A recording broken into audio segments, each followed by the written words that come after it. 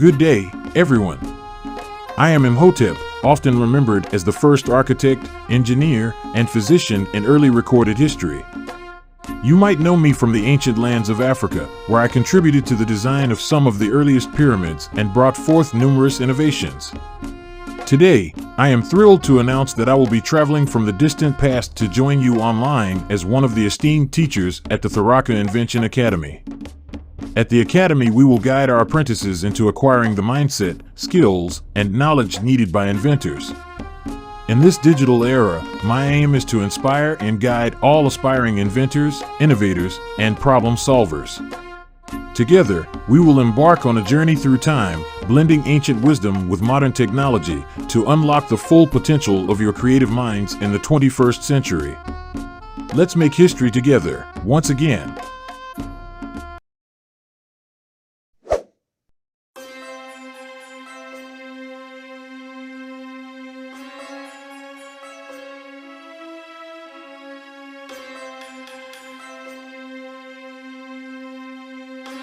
Hello, young friends. I am Imhotep. My story begins about 4,000 years ago in a small village along the Great Nile River. It was a place filled with laughter, hard work, and the dreams of many, including a young boy named Imhotep. That's me.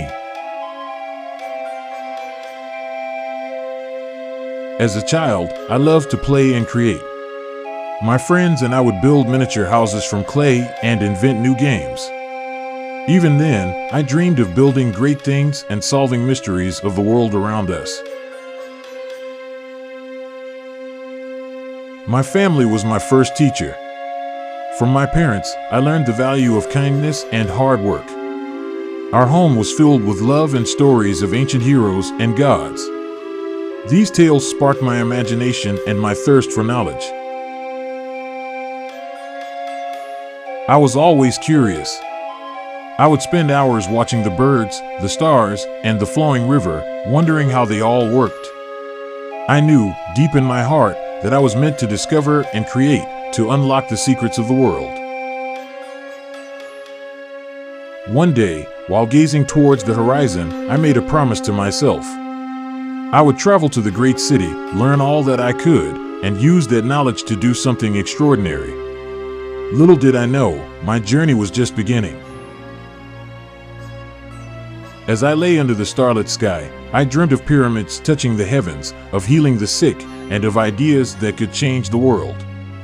This was just the beginning of my journey, and what a journey it was going to be. My journey to the royal city was a path of both excitement and uncertainty. With each step, I left behind the familiar and walked towards a world of new possibilities. The city, with its towering structures and bustling streets, was a beacon of knowledge calling to me. As I entered the city, my eyes were wide with wonder. The air was filled with the sounds of merchants, the scent of exotic spices, and the sight of scholars deep in discussion. I knew this was where I would find the wisdom I sought. In the heart of the city, I met my mentor, a wise scholar whose knowledge of the world was vast. His library was a treasure trove of learning, and under his guidance, my mind opened to new ideas and possibilities. Learning was not always easy. There were times I struggled to understand complex ideas. But with each challenge, I grew stronger and more determined. I learned that true knowledge comes not just from success, but from overcoming failures. As the city slept, I would often sit under the stars, reflecting on my journey. I realized that knowledge was not just about learning facts, but about understanding ourselves and our place in the universe. My journey was shaping me, not just as a learner, but as a human being. In the heart of the city, I found my calling in a workshop where ideas turned into reality. Surrounded by models of buildings and tools of creation, I learned the art of turning stone and sand into monuments that touched the sky. My hands and mind worked together, sketching designs that had never been seen before. Each line on papyrus was a step towards innovation. My first inventions were humble, but they laid the foundation for greater things to come. Not all attempts were successful. I faced setbacks, like a model that collapsed under its own weight. But in each failure, I found a lesson. I learned that resilience and perseverance were as important as any tool in my workshop. The day came when my work caught the eyes of those who mattered. Presenting my models to mentors and peers, I felt a surge of pride. The nods of approval were not just a recognition of my work, but of my potential. As I stood on what would soon be a construction site, I envisioned the grand structures I would build. I saw not just stone and mortar, but a legacy that would stand the test of time, a testament to what we can achieve. In the quiet of my workshop, I often reflected on my journey. From a curious boy in a village to an apprentice in the city, I had grown. But this was just the beginning. My dreams were becoming reality, and my journey was far from over. The day I was appointed chief architect by the pharaoh was a day of great honor. Standing in the grand court, I felt the weight of responsibility on my shoulders. It was a challenge I was ready to embrace with all my heart. My greatest task was to design a pyramid unlike any other, the step pyramid.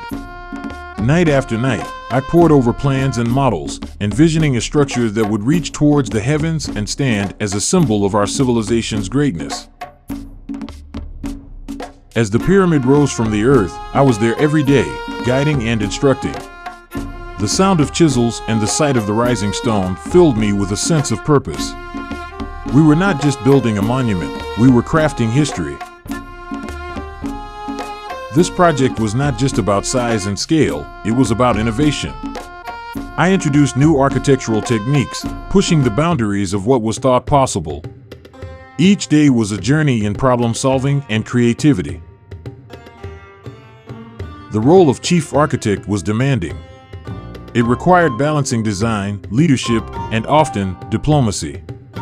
In those quiet moments alone with my plans, I found the strength and wisdom to juggle these responsibilities. Seeing the completed step pyramid was a moment of indescribable pride. It stood not just as a tomb, but as a testament to our ingenuity and spirit. In those stones, I had carved my legacy, a legacy that would endure for millennia. Apart from architecture, I found a calling in healing. With herbs, chants, and knowledge of the human body, I treated the ailing. Each patient was a reminder of the fragility of life and the power of knowledge to mend. I believed in sharing knowledge, especially the art of healing. My students were eager learners, and I taught them with the same passion with which I learned. To heal others was not just a skill, but a sacred duty. My heart always had a special place for the sick and the poor. I traveled to villages, offering my services. Seeing their relief and smiles was a reward unlike any other. It was a way to give back to the people, a duty I held dear. In my healing practices, I blended science with spirituality. I believed that the body and soul were connected, and understanding this harmony was key to effective healing. This holistic approach was at the heart of my medical philosophy. Watching my students become healers in their own right was a proud moment. I knew that through them, my knowledge and methods would continue to help people long after I was gone. This was the legacy I wished to leave, a legacy of healing and compassion. In the quiet moments by the Nile, I reflected on my journey. From building monuments to healing the sick, each step was guided by a desire to improve the world around me. My journey was more than I had ever dreamed, and yet it was only a part of who I was. As an advisor to the pharaoh, my days were filled with serious matters, but who says serious can't be fun? I remember telling the pharaoh, building a pyramid is much like ruling a kingdom, both need a solid base and a good capstone. Diplomacy was like a dance, sometimes you lead, sometimes you follow. I met with many foreign dignitaries. We'd exchange gifts, stories, and occasionally, the most baffling riddles. It was all in a day's work. I often pondered life's big questions. One day, surrounded by my feline companions, the wisest of creatures, I mused, if a cat can have 9 lives, why can't a man have 9 dreams? Turns out, cats are great listeners but poor conversationalists. Explaining governance to young minds was always a delight. I'd use miniatures to illustrate my points. See, if you place the bakery next to the brewery, you get happy workers but less work done. It was a lesson in resource management and the art of compromise. Even as a sage, I never lost my sense of humor. Sharing a laugh with the elders, I'd joke, being wise is knowing how much we don't know, and I must be the wisest of all. Humor, after all, is the spice of wisdom. As I penned down my experiences, I made sure to include the humorous moments. A day without laughter, I wrote, is like a pyramid without a capstone, incomplete. My legacy was not just in stone and scrolls, but in the joy and laughter I shared. As the years passed, I felt the weight of time. My hands, once steady and sure, now trembled slightly. I lost dear friends and saw the world change. Each loss was a reminder of life's fleeting nature, a lesson in the impermanence of all things. I've faced personal tragedies, losses that shook my soul. Standing by the tombs of those I loved, I whispered prayers and remembered their faces. In those quiet moments, I found the strength to accept and the wisdom to let go. As I grew older, I became more than a man in the eyes of the people. They saw me as a sage, a healer, a builder of dreams. My stories became legends, and in those tales, I found a kind of immortality. Even in my later years, I never stopped creating.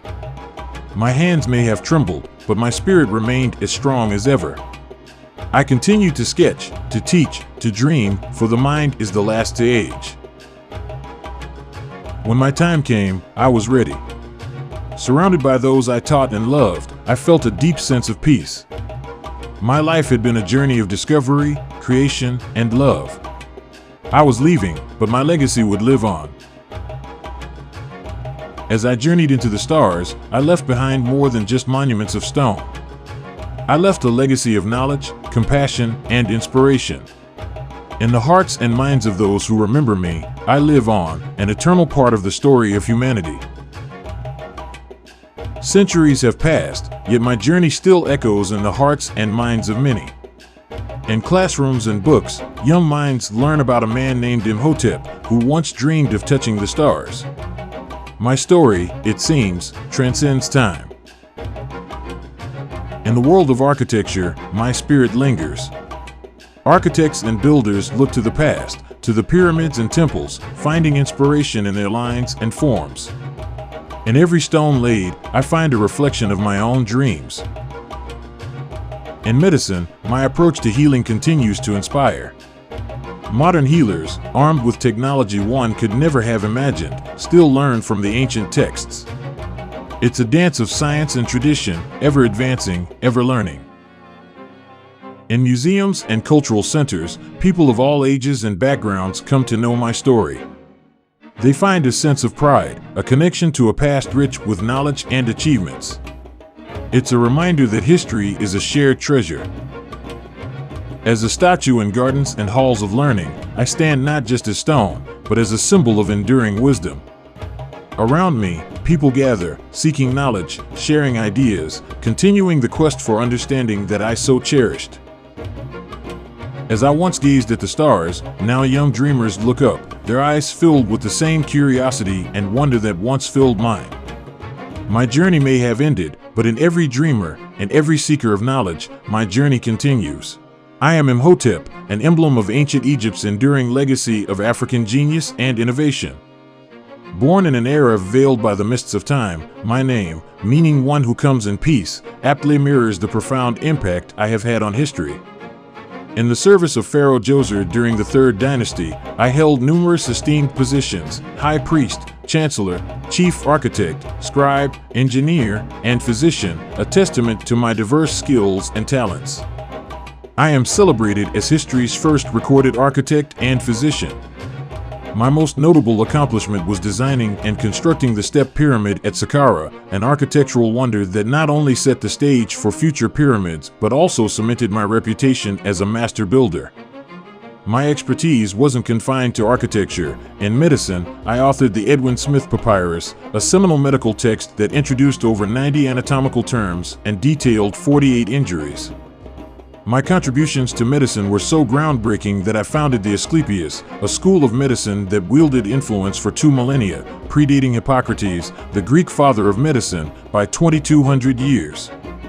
My diagnostic prowess was remarkable, encompassing over 200 diseases, with detailed treatments for conditions affecting the eyes, skin, and internal organs.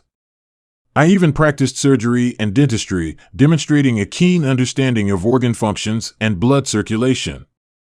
My legacy extended far beyond my lifetime, elevating me to divine status and worship as a god of medicine in Greece and Rome for over 3,000 years. Temples dedicated to me became hubs of medical learning. My influence is so enduring that it resonates in the modern Hippocratic Oath, where my name is invoked alongside Greek deities of medicine. I, Imhotep, am more than a figure from history. I am a multifaceted genius whose contributions laid the groundwork for medical and architectural practices still in use today. My life and work stand as a powerful beacon of inspiration, particularly to young Africans and African descendants, symbolizing the essence of innovation, knowledge, and the relentless pursuit of excellence.